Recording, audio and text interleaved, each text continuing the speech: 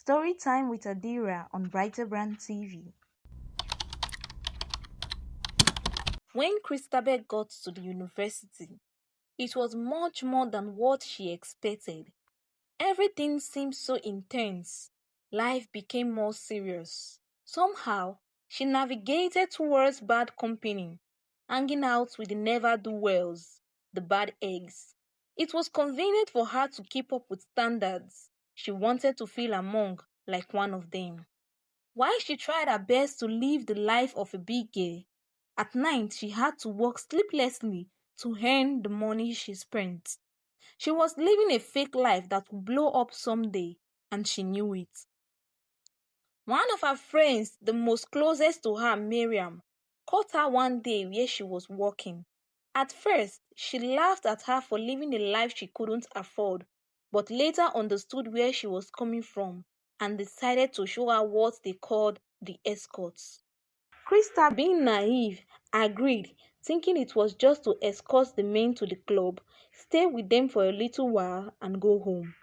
She was so clueless about what life was all about, so she agreed to it without thinking twice. Later the next day, Miriam introduced her to one Alhaji Salami, a well-known business tycoon who deals on cars. When Alhaji met Christabel, he was impressed with what he saw because she was very pretty and young.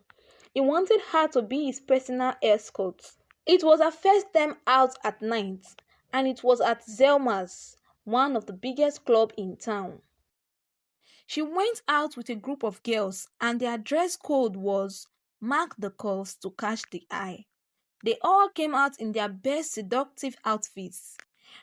Christabel had already been booked by Alhaji, so she was led directly to him before they entered the club.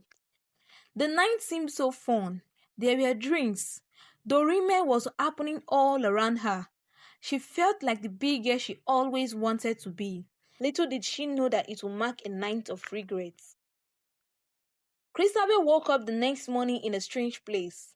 As she tried to recollect her surroundings, Alhaji stood by the side of the bed, drawing up his trousers.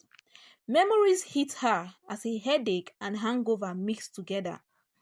Blurry details of the night flashed through her mind, and it began to dawn on her what had happened.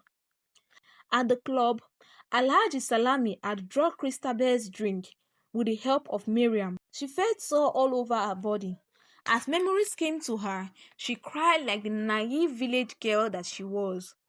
Without looking at where the whimpers were coming from, Alhaji threw 100,000 naira cash to her and told her that if she continues, she will get more than that.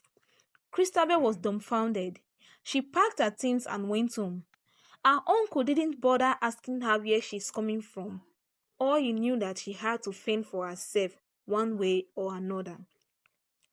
Christabel started to think of what Alhaji Salami said. If she continues, she would get more than what he gave her.